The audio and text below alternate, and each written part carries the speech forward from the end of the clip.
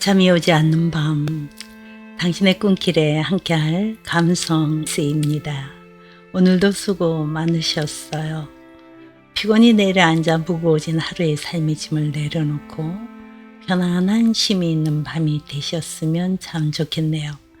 성경 창세기를 주제로 나를 찾아 떠나는 여행을 하고 있는데요. 오늘은 창세기 12장, 사랑의 허점입니다. 요절은 창세기 12장 12절로 13절.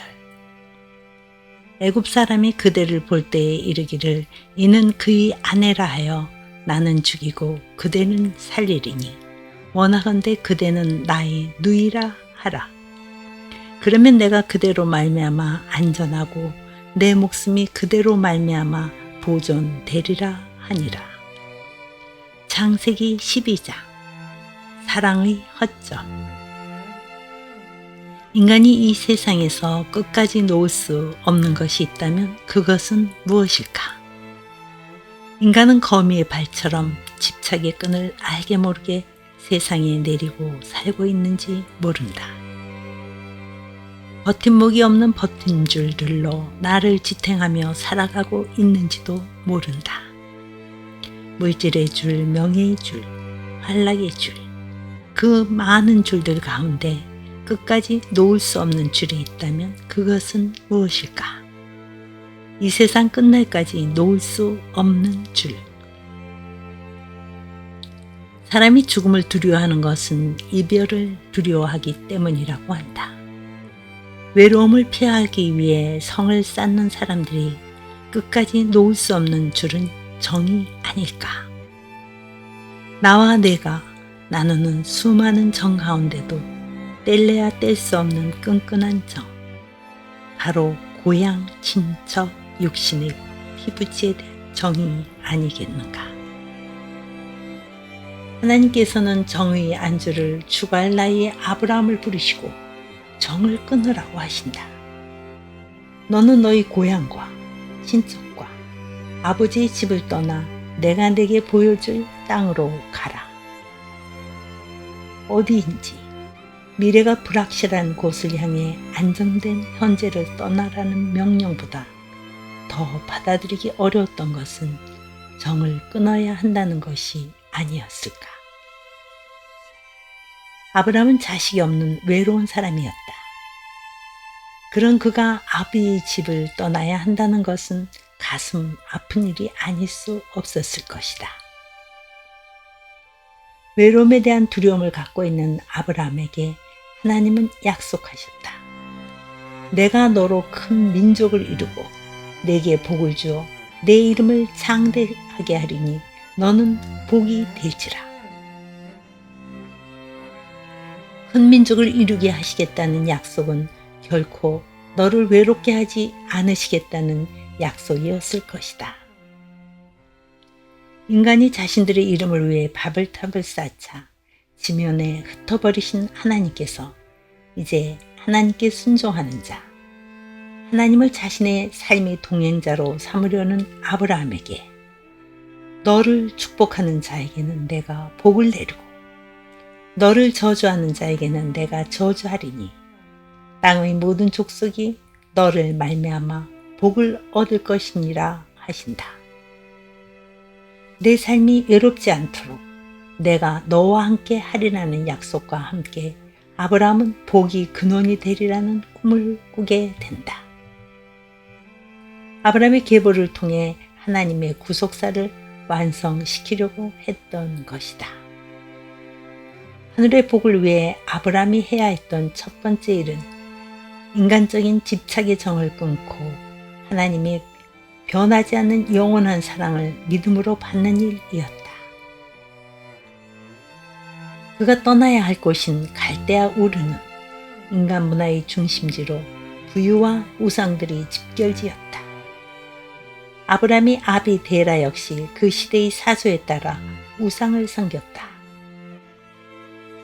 아브라함은 구별된 자였으므로 부유와 우상의 음산한 늪인 갈대아 우르를 빠져나와야 했다.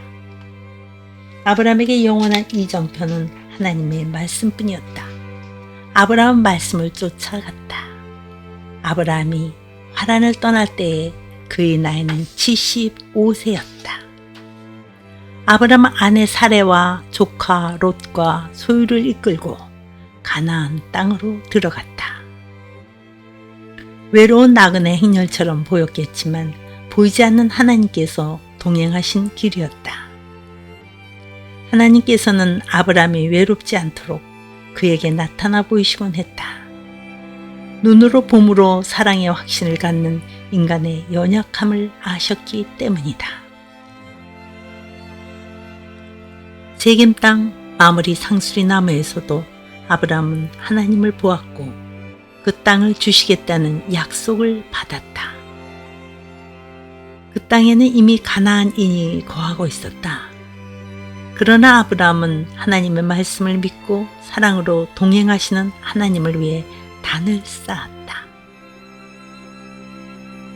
그는 인생길 곳곳에서 하나님을 위하여 단을 쌓고 하나님의 이름을 불렀다. 하나님은 그에게 실존하시는 분이었고 늘 찬송을 받으셔야 할 분이었고 이름을 부를 수 있는 사랑의 대상이었고 외로움이 위로자셨다. 말씀을 쫓는 삶이 기근을 피할 수 있는 삶은 아니다. 삶의 노정에서 기근을 만난 아브람은 문득 하나님의 동행을 의심했는지도 모른다. 환란 속에 방치된 듯한 그의 외로움은 두려움을 불렀다. 아리따운 아내 사례를 취하기 위해 애굽 사람들이 자신을 죽일지도 모른다는 두려움이 들었다. 그래서 그는 아내에게 아내라 하지 말고 누이라 하라고 이른다.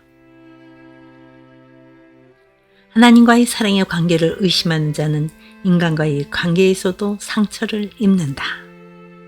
남편의 누이라 하라는 비겁한 말에 오직 남편만 의지하고 나그네 길을 떠났던 사레의 마음은 어떠했겠는가.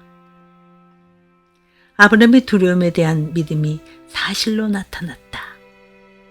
아름다운 사레는 곧 애굽 사람들의 눈에 띄었고 그녀는 바로의 궁으로 들어가야 했다. 그를 인하여 아브람은 후대를 받고 양과 소와 노비와 암수 나귀와 약대를 얻었다. 바로에게로부터 아내를 바친 대가로 얻은 소의 울음소리와 동물들이 몸놀림이 아브람을 얼마나 비참하게 했겠는가. 그것이야말로 자신의 수치의 산물이 아니었겠는가. 아브람은 괴로움에 하얗게 밤을 새우다가 문득 자신의 사랑, 인간의 정이 얼마나 나약하며 이기적인 성향을 갖고 있는가를 자각했을지도 모른다. 사례 역시 두려움과 외로움 속에서 인간의 사랑의 허무성에, 인간의 정에 대한 이기성에 몸을 떨었을지도 모른다. 그것은 에덴 동산에서 죄 지은 아담과 하와에게로부터 끈질게 이어져 온 이기심이었다. 하나님의 개입이 없는 인간의 정은 결국 나와 너를 부끄럽게 할 뿐이었다.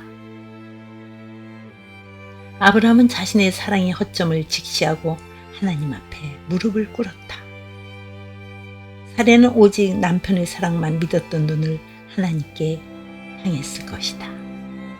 이기적인 인간의 정과는 달리 하나님의 사랑은 상대에 대해 실망치 않으시는 끈질김으로 나약한 아브라함의 편에 섰다. 사례를 취했던 바로와 그 집에 하나님은 큰 재앙을 내리셨고 사례는 다시 아브라함의 품으로 돌아오게 되었다.